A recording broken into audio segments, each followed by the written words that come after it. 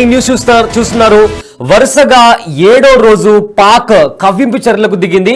అయితే పహల్గామా ఉగ్రదాడి తర్వాత వరుసగా పాక్ కాల్పులకు దిగుతుంది. అంటే స్మాల్ రేంజ్ ఫైరింగ్ తో సరిహద్దుల దగ్గర కాల్పులు చేస్తుంది పాకిస్తాన్ ఆర్మీ. దాన్ని ధీటుగా ఇండియన్ ఆర్మీ కూడా సమాధానం ఇస్తూనే వస్తుంది. అయితే భారత్ పాకిస్తాన్ మధ్య యుద్ధ టెన్షన్ నెలకొన్న నేపథ్యంలో సరిహద్దుల్లో మరోసారి పాక్ కవ్వింపు చర్యలకు దిగింది. వరుసగా 7వ రోజు సరిహద్దుల్లో పాక్ కాల్పులు జరిపింది. అయితే భారత ఆర్మీ చెక్ పోస్టులే టార్గెట్ గా పాకిస్తాన్ కాల్పులు చేస్తుంది. అయితే ఈసారి కుప్వారా, యూరి, అఖ్నూర్ సెక్టార్ లో కాల్పులు చేసింది. పాక్ సైన్యానికి ధీటుగా ఇండియన్ ఆర్మీ కూడా రెస్పాన్స్ ఇచ్చింది. అయితే భారత్ పాక్ తో ఈ నేపథ్యంలో అమెరికా చర్చలు జరుపుతోంది. భారత్ పాక్ లకు US secretary Marco Rubia call చేశారు. ఇరు దేశాలు సంయమనం పాటించాలంటూ కూడా సూచించారు. అయితే ఉగ్రవాద పోరులో భారత్ కు ఎల్లప్పుడూ అండగానే ఉంటామని కూడా అమెరికా హామీ ఇచ్చింది. శాంతిని పరిరక్షించాలంటూ కూడా సూచించింది అమెరికా. అయితే కాశ్మీర్ అంశంపై ఈ నేపథ్యంలో కేంద్ర కేబినెట్ లో చర్చలు జరుగుతున్నాయి. పాకిస్తాన్ కు షాక్ ఇచ్చేలా కూడా ఇప్పటికే కేంద్ర ప్రభుత్వం కొన్ని నిర్ణయాలు తీసుకున్న పరిస్థితి కనిపిస్తుంది. అయితే పహల్గామ్ ఉగ్రదాడిలో 26 మంది అమాయకులను బలి తీసుకున్నారు ఉగ్రవాదులు. ఈ నేపథ్యంలో పాకిస్తాన్ ఇంకా భారత్ మధ్య ఉద్రిక్తత వాతావరణం కనిపిస్తుంది. అయితే ఇప్పటికే భారతదేశం పలు కీలక అంశాలపైన నిర్ణయం తీసుకుంది. సింధు జలాల ఒప్పందం కావచ్చు, అటారీ బార్డర్ ని క్లోజ్ చేయడం, ఇలా పలు రకాల నిర్ణయాలు తీసుకుంది. ఈ నేపథ్యంలో పాకిస్తాన్ ఇంకా భారత్ మధ్య యుద్ధ మేఘాలు కనిపిస్తున్నాయి.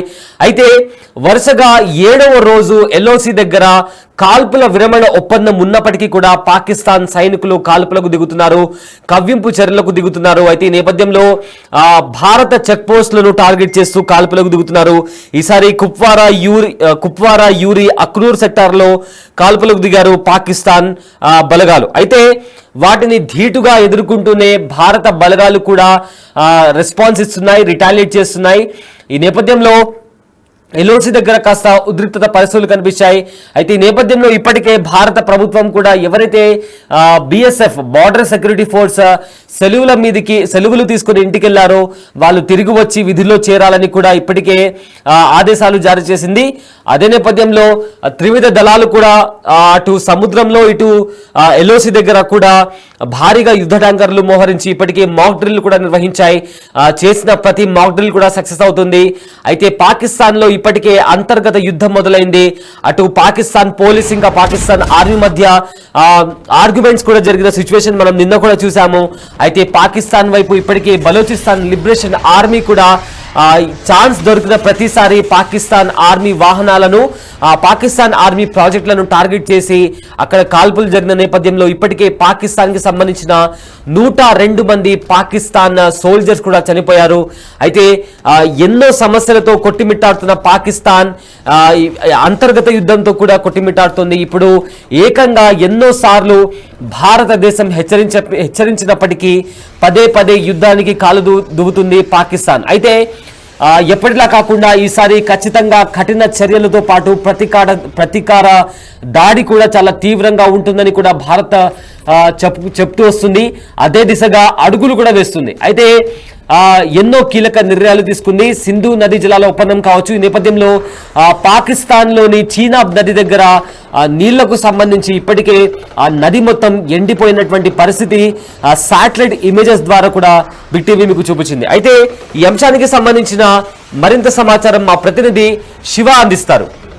వ్యక్తం చేస్తూ మొత్తం కంప్లీట్ గా రాత్రి సమయాల్లో కవ్వింపు చర్యలకు పాల్పడుతూ వారి దగ్గర ఉన్న చిన్న ఆయుధాలతో కాల్పులకు తెగబడుతుంది. భారతదేశంలోని భారత్ సరిహద్దుల్లోని ఆర్మీ చెక్ పోస్టులు టార్గెట్ గా చేసుకుని ఆర్మీ చెక్ పోస్టులపై దాడులకు తెగబడుతుంది. దీనికి ధీటుగా భారత సైన్యం కూడా తగిన బదులైతే ఇస్తోంది. ఇక మొదట 24, 25 అర్ధరాత్రి, తర్వాత 26, 27 అర్ధరాత్రి, తర్వాత 30 ఫస్ట్ అర్ధరాత్రి, అంటే నిన్న నుంచి ఏప్రిల్ 30, మే 1 నిన్న అర్ధరాత్రి సమయంలో కూడా కాల్పుల విరమణ ఒప్పందాన్ని ఉల్లంఘించి ఇటు పాకిస్తాన్ సరిహద్దుల్లోని మొత్తం ఏదైతే అక్నూరు కానీ ఉరి అలాగే పూంచ్ సెక్టార్లు ఇతర బారాముల్లా సెక్టార్లకు సంబంధించిన బోర్డర్స్ ఏవైతే ఉన్నాయో ఆ బోర్డర్స్లో పాక్ సైన్యం కాల్పుల విరమణ ఒప్పందాన్ని ఉల్లంఘించి బాటికి కాల్పులకు తెగబడుతుంది. ఇటు భారత సైన్యం కూడా ధీటుగా సమాధానం ఇస్తున్న పరిస్థితి అయితే కనిపిస్తోంది. అయితే ఇక యుద్ధానికి సిద్ధమంటూనే ఇటు పాకిస్తాన్ కూడా మాపై ఎప్పుడైనా భారత్ దాడి చేసే అవకాశం ఉందని ప్రపంచానికి వారు తెలియజేస్తూ రాత్రి సమయంలో అంటే ఒకవైపు భయపడుతూనే రాత్రి సమయంలో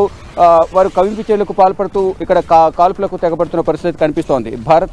భారత సైన్యం కూడా ధీటుగా సమాధానం ఇస్తుంది. ఇక ఇప్పటికే ఇరు దేశాలు సైన్యాలను మోహరిస్తున్నప్పటికీ సరిహద్దుల్లో ఈ పాకిస్తాన్ ఇప్పటికే 4 రాఫెల్ జెట్స్ విమానాలను భారత్ సరిహద్దుల్లో మోహరించింది. దానికన్నా ముందు రోజే ఇటు పీఓకే సరిహద్దుల్లో మొత్తం గగనతలంలో విహరిస్తూ అక్కడ ఏదైతే పీఓకేలు ఉగ్రవాద స్థావరాలు ఏవైతే ఉన్నాయో అవే టార్గెట్గా చేసుకుని వాటి స్థావరాలకు సంబంధించి ముందుగా గుర్తించి తర్వాతగా అటాక్ చేయొచ్చనే ఉద్దేశంలో రఫెల్స్ అక్కడ చక్కర్లు కొట్టినట్టు కూడా తెలుస్తోంది. ఈ నేపథ్యంలోనే ఇండైరెక్ట్గా కొన్ని సంకేతాలు పంపించింది. భారత్ యుద్ధానికి సిద్ధమంటూ కూడా రఫెల్స్ ద్వారా పాకిస్తాన్కు కొన్ని సంకేతాలు పంపించిన నేపథ్యంలో రోజు రోజుకు పాకిస్తాన్లో ఆందోళన మొదలైంది. మరోవైపు ఇటు పాకిస్తాన్తో అమెరికా కూడా కొన్ని సంప్రదింపులు జరుపుతోంది. ఉగ్రవాదానికి సంబంధించి తగిన చర్యలు తీసుకుని ఇద్దరు సహకరించుకోవాలి, ఎటువంటి ఉగ్రవాద కార్యకలాపాలు కొనసాగించొద్దని కూడా అమెరికా కూడా సంప్రదింపులు చేస్తున్నట్టుగా తెలుస్తుంది. కానీ పాకిస్తాన్ మాత్రం కవింపు చర్యలకు పాల్పడుతూ సరిహద్దులో కాల్పుల విరమణ ఒప్పందాన్ని ఉల్లంఘిస్తూ కాల్పులకు తెగబడుతోంది. మరోవైపు ఉగ్రవాద స్థావరాలను రోజు రోజుకు పెంచుకుంటూ పోతుంది. ఉగ్రవాద చర్యలకు సంబంధించి శిక్షణ కార్యక్రమాలను ఎక్కువగా కార్యకలాపాలు చేస్తూ ఉంది. ఈ నేపథ్యంలోనే ఉగ్రవాద నిరోధక కార్యకలాపాలను నిరోధించేందుకు సమూలంగా నిర్మూలించేందుకు భారత ప్రభుత్వం భారత ఆర్మీ ప్రయత్నిస్తుంది. దానిలో భాగంగానే ఏదైతే పీఓకే కేంద్రంగా ఉగ్రవాద కార్యకలాపాలు అనేవి అక్కడ శిక్షణ కార్యక్రమాలు అనేవి ఆ స్థావరాలు అనేవి కూడా ఎక్కువగా పీఓకేలో ఉన్నాయి. ఆ పీఓకేలో ఉగ్రవాద స్థావరాలు కంప్లీట్గా సర్వనాశనం చేస్తే తప్ప ఉగ్రవాదం అనేది నిర్మూలన కాదు అనేది కూడా భారత ప్రభుత్వం భావిస్తుంది. దానిలో భాగంగానే ఆ చెక్ పోస్ట్ టార్గెట్గా కొన్ని ప్రణాళికలు సిద్ధం. దీనికి సంబంధించి ఉగ్రవాదుల ఏరివేతకు సంబంధించి ప్రధాని నరేంద్ర మోడీ 2 రోజుల క్రితం జరిగిన సమావేశంలో ఆర్మీకి ఏదైతే భారత ఆర్మీకి సైన్యానికి పూర్తి స్వేచ్ఛ ఇస్తున్నారు. ఉగ్రవాదుల ఏరివేతకు సంబంధించి కానీ వారిపై చర్యలు తీసుకునేందుకు ఏ సమయంలోనైనా దాడి చేసే అవకాశం కానీ వారి నిర్ణయాలకు పూర్తి స్వేచ్ఛ ఇస్తున్నట్టు కూడా ప్రధాని తెలియజేశారు. అఖిల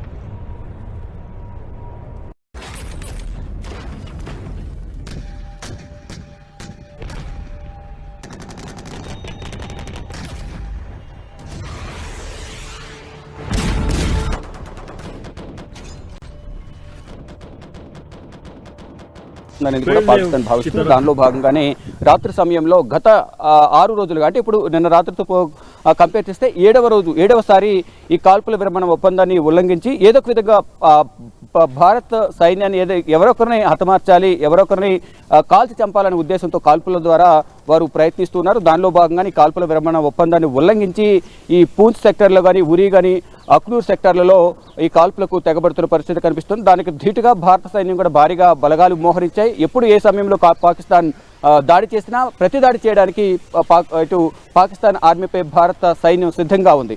దానిలో భాగంగానే భారీగా యుద్ధ సామాగ్రిని తరలించాయి. సైనికులు భారీగా మోహరించారు. అన్ని బోర్డర్స్లో జమ్మూ కాశ్మీర్ సరిహద్దులు ఏవైతే ఉన్నాయో పాకిస్తాన్కి సంబంధించిన సరిహద్దులు అన్ని వెంబడి కూడా అనంతనాగ్ కానీ పుల్వామా ఇతర సెక్టర్లు బారాముల్లా కానీ ట్రక్బిల్ ఈ మొత్తం అన్ని సెక్టార్లలో కూడా అన్ని బోర్డర్స్లో కూడా ఈ బీఎస్ఎఫ్ అలాగే భారత ఆర్మీ అంతా కూడా మోహరించి ఏ సమయంలోనే దాడి చేసేందుకు సిద్ధంగా ఉన్నామంటూ కూడా మేము సిద్ధమైనట్టు త్రివిధ దళాధిపతులు కూడా తెలియజేశారు. దానిలో భాగంగా మరోవైపు ఏదైతే పాకిస్తాన్కి సంబంధించిన విమానాలకు సంబంధించి రాకపోకలను నిలిపివేసింది. దానికి సంబంధించి భారత్ కొన్ని సూచనలు కూడా చేసింది.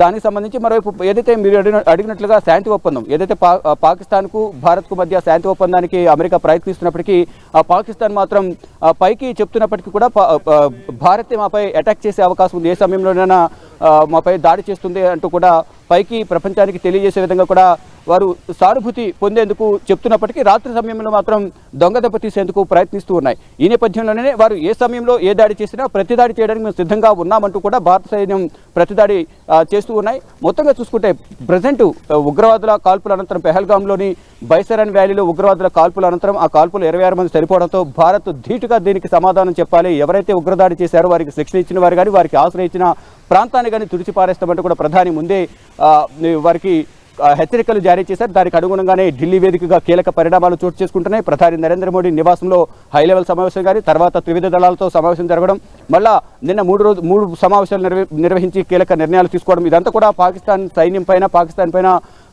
ప్రతిదాడి చేయడానికి వారిపై ప్రతీకారం తీసుకునేందుకు కీలక ప్రణాళికను సిద్ధం చేశారు. మరోవైపు ఏదైతే భారత్తో యుద్ధానికి దిగుతామంటూ కూడా పాకిస్తాన్ చెబుతున్నప్పటికీ వారి దగ్గర సరైన సైనిక బలం లేదు. మరోవైపు పెహల్గాంలో కాల్పుల తర్వాత పాకిస్తాన్పై భారత్ తీసుకున్న కఠిన నిర్ణయాల పట్ల అక్కడ ప్రభుత్వంపై కూడా వ్యతిరేకత వ్యక్తమవుతుంది. సింధు జలాల ఒప్పందం విరమించుకునే నేపథ్యంలో అక్కడ నీటి కష్టాలు ఎక్కువయ్యాయి.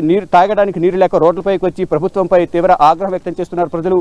నిత్యావసర ధరలు భారీగా పెరిగిపోయాయి. ఈ నేపథ్యంలోనే ప్రభుత్వం పట్ల కంప్లీట్గా వ్యతిరేకత వ్యక్తమైంది. మరోవైపు భారత్పై యుద్ధానికి ప్రతిపక్ష పార్టీలు కూడా సహకరించిన నేపథ్యంలో అటు ప్రభుత్వంపై కూడా ఒత్తిడి నెలకొంది. మొత్తంగా చూసుకుంటే భారత్ సరిహద్దుల వద్ద మాటిమాటికి పాకిస్తాన్ కవింపు చర్యలకు పాల్పడుతూ కాల్పుల విరమణ ఒప్పందాన్ని ఉల్లంఘిస్తోంది.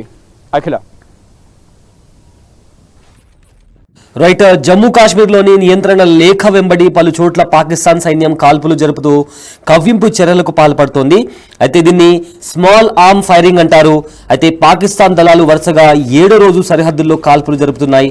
పాకిస్తాన్ కేంద్రంగా పనిచేస్తున్న ఉగ్రవాదులు 26 మందిని చంపిన తర్వాత రెండు దేశాల మధ్య ఉద్రిక్తతలు పెరుగుతున్న నేపథ్యంలో ఈ ఘటన చోటు చేసుకుంది. అఖ్నూర్, కుప్వారా, యూరి జిల్లాల్లో తాజాగా కాల్పులు జరిగాయని చెప్పి కూడా ఇప్పటికే అధికారులు చెబుతున్నారు. అయితే భారత సైనిక దళాలు కూడా వేగంగా అదే పద్ధతిలో స్పందించాయని కూడా అధికారులు తెలుపుతున్నారు. అయితే పెహల్గాం దాడి తర్వాత పాకిస్తాన్ సరిహద్దుల్లో కాల్పులు మరింత తరచుగా జరుగుతున్నాయి. ఇది ఒక క్రమబద్ధమైన రెచ్చగొట్టే విధానాన్ని అనుసరిస్తుందని ఇప్పటికే అధికారులు చెప్తున్నారు. అయితే ఇప్పుడు కూడా కుప్వారా, యూరి, అదేవిధంగా అఖ్నూర్ జిల్లాల దగ్గర ఉన్న సరిహద్దుల దగ్గర కూడా పాకిస్తాన్ కవ్వింపు చర్యలకు దిగిందని కూడా ఇప్పటికే అధికారులు చెప్తున్నారు.